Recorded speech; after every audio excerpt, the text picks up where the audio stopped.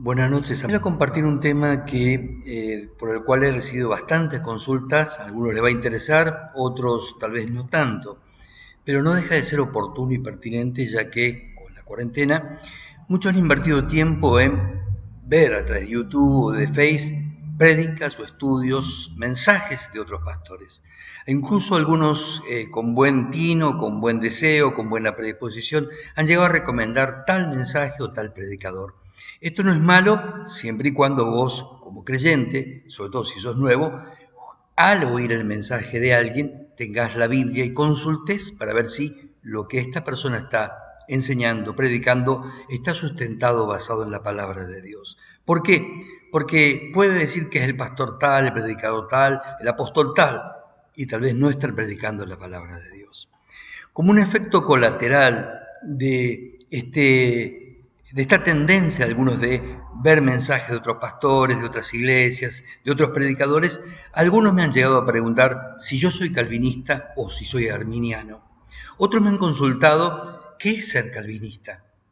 Yo quiero hacer algunas aclaraciones, ya que no es uno, sino son varios los que han hecho este tipo de consultas, y tal vez hoy, que estamos en una tendencia, es como una moda volverse renovado o estar escuchando a predicadores renovados.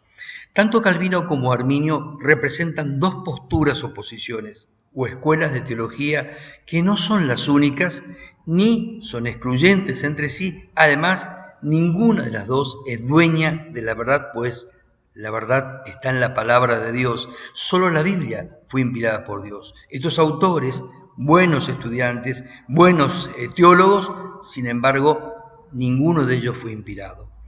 Los intérpretes y estudiosos tienen un trasfondo y un marco desde el cual analizan y exponen la palabra de Dios. Yo también, y cualquier predicador o pastor tiene un contexto histórico-social del cual ve, interpreta y comparte la palabra de Dios. Esto también pasó con Arminio y con Calvino, con Jacobo Arminio. Ellos tenían un contexto histórico-teológico. En el caso de estos dos exponentes, el marco fue la Reforma. Volver a las escrituras, porque la religión oficial en aquel tiempo había dejado de lado completamente la palabra de Dios y se priorizaba tanto las tradiciones de esta religión como los dogmas, muchos de los cuales no tienen ningún asidero o base bíblica. El fondo de este supuesto dilema, este conflicto entre Calvino y Arminio que están enfrentados, son 5 puntos que resumen o sintetizan ambas posiciones. Para aclarar un poco este tema, con el auge de los grupos hipercalvinistas o neo-reformados, ha vuelto a emerger este tema y muchos se han extraviado en disputas, en discusiones, en leer libros alejándose de la palabra de Dios.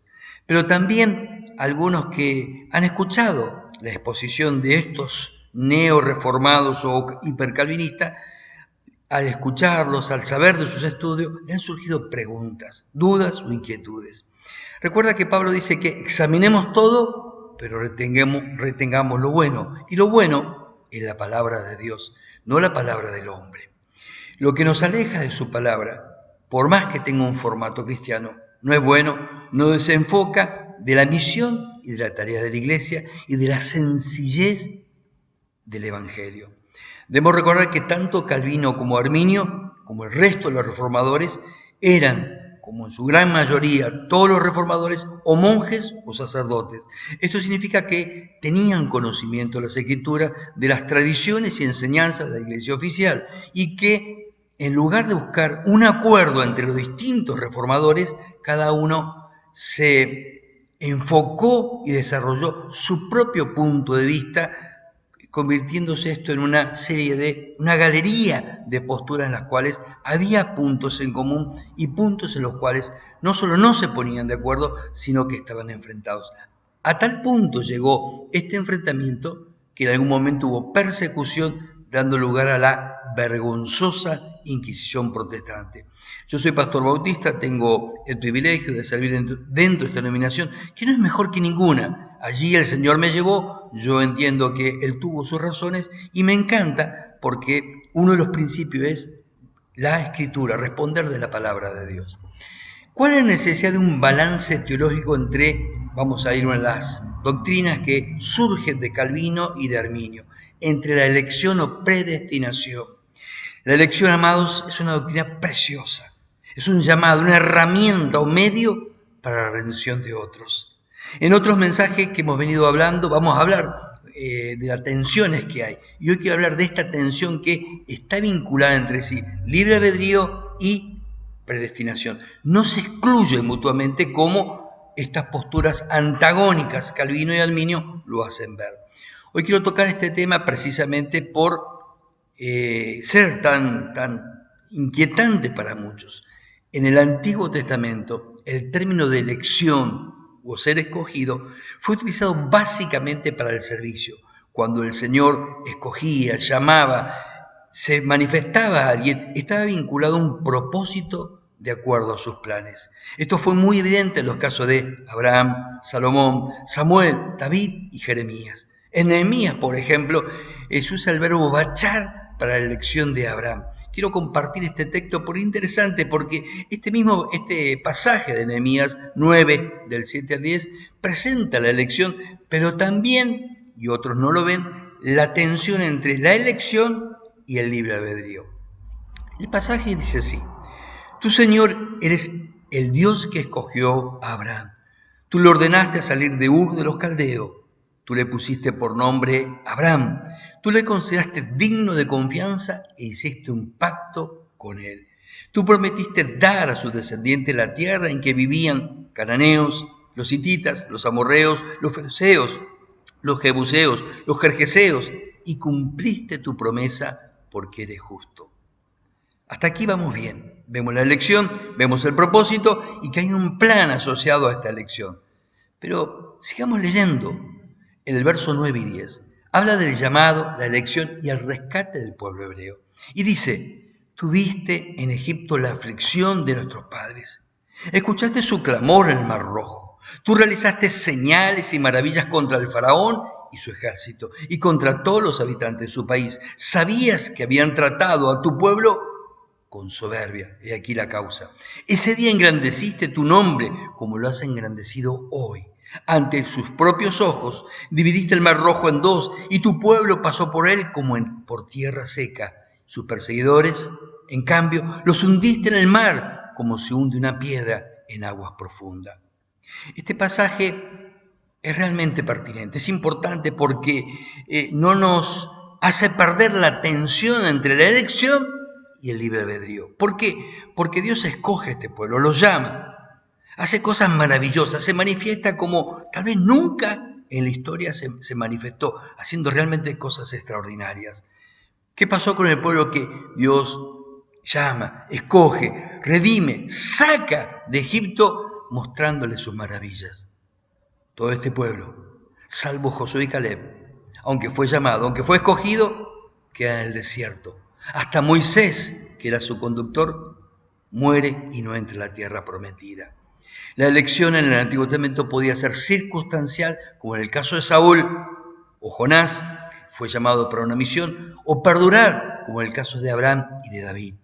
En el Nuevo Testamento, la elección está vinculada a la redención o salvación, lo cual se hace visible en la relación o amistad con Dios y en el servicio que surge cuando Dios te alcanza con su gracia.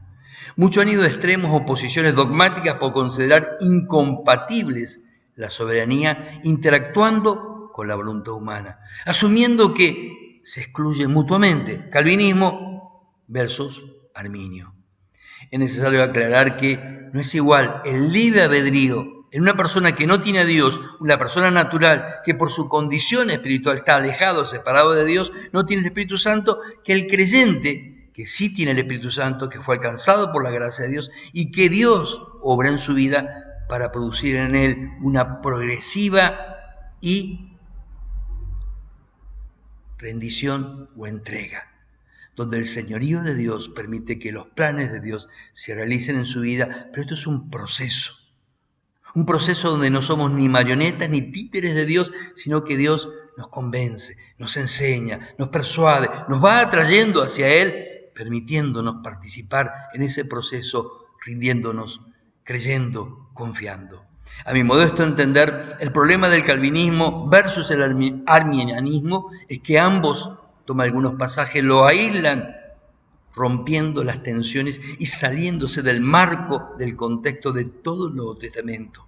Mientras que un calvinista o reformado se va a enfocar en Romanos 9, donde dice que a Jacob amé, pero a Esaú aborrecí, olvidando que la etimología de aborrecer es amar menos, no significa ni odiar ni rechazar, porque Dios no puede ni odiar.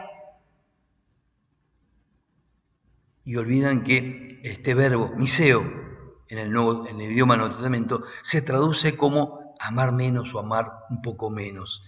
Si el calvinismo siguiera leyendo al mismo Pablo, en el siguiente capítulo del mismo libro de Romanos, encontraría que en Romanos 10 al 13 habla de la salvación. No en base a la elección en forma excluyente, sino en base al creer, al invocar para ser salvo. La clave de esta tensión puede encontrarse en Efesios 1:4. Jesús es el hombre elegido por Dios y potencialmente todos somos escogidos en Él. La salvación está al alcance de todas las personas. Esto no comparto con el calvinismo. La pregunta no es ¿por qué me escogió Dios? ¿O por qué Dios no escogió a mi amigo, a mi papá, a mi mamá? Esto es incorrecto. El calvinismo va a insistir con esto. Dios te escogió. Gózate que te ha escogido. La pregunta correcta está en el mismo libro de Efesios capítulo 1 del verso 4 en adelante. La pregunta correcta es ¿para qué te eligió, te llamó, te escogió Dios? Las tensiones allí se clarifican de una forma tan clara. La meta de la predestinación no es el cielo, sino la santidad, ser como Jesús. A tal punto que el apóstol Pablo va a revelar que esa predestinación, ese llamado, ese escogerte de antemano, desarrolla 3 paras. 1, el primer para, versículo 4. Dios te escogió, te llamó, te predestinó para que seamos santos, sin manchas delante de Él, por medio de Jesucristo. 2, para ser adoptados como hijos suyos por medio de Jesucristo. Sigue siendo el mismo agente. Y 3, para ser adoptados como hijos suyos por medio de Jesucristo, sería la tercera razón. Pero hay otra más. Para glorificarle, dice el verso 6, para honrarle con nuestras vidas, porque en ese proceso de conversión o transformación en el cual la gracia de Dios nos alcanza, nuestra vida, la obra de Dios se hace visible a otros. Hay mucho más para compartir. Voy a seguir con otras reflexiones, pero volviendo a la pregunta inicial, ¿por qué no soy calvinista o arminiano? Como se confiesan conocidos predicadores, muchos de los cuales tal vez vos leés o seguís, porque nuestro llamado no es a ser calvinista o arminiano. Porque no creo en el bautismo de bebé como creía Calvino, ni tampoco que debo usar el Estado para perseguir a los que no piensan como yo, como Calvino hizo en Ginebra. Calvino enseñaba y practicaba el bautismo de bebé, y esto no es bíblico. El bautismo es para creyentes, para personas que se convierten y se vuelven a Dios, como claramente dice el Evangelio y el libro de los Hechos. Además, Calvino estuvo de acuerdo en la persecución que se hizo contra otros que pensaban diferente e incluso consintió en la muerte de Miguel Servet, que aunque no creía en la Trinidad, era un hombre de Dios. Y fue quemado vivo en la hoguera por la fe. Tampoco soy arminiano por la misma razón que dije antes. Fui llamado a seguir a Cristo, a creer en Cristo y a apoyarme en las enseñanzas de Cristo, no de Calvino o Arminio. Y además, no creo que la salvación se pierda porque la Biblia es clara, que por gracia es un regalo de Dios, depende de Dios y Cristo pagó por mí y me dio ese regalo. Amigo, espero haberte ayudado. Va a haber otros mensajes más. Dios bendiga y te haga pensar. Y recuerda esto, lo más importante. Sigue a Cristo, cree a Cristo, vuélcate a la Biblia, que allí están las respuestas. Y lo que enseñan otros hombres, siempre con la Biblia cerca, para que no seas seducido o atrapado en doctrina de hombres. Bendición para tu vida.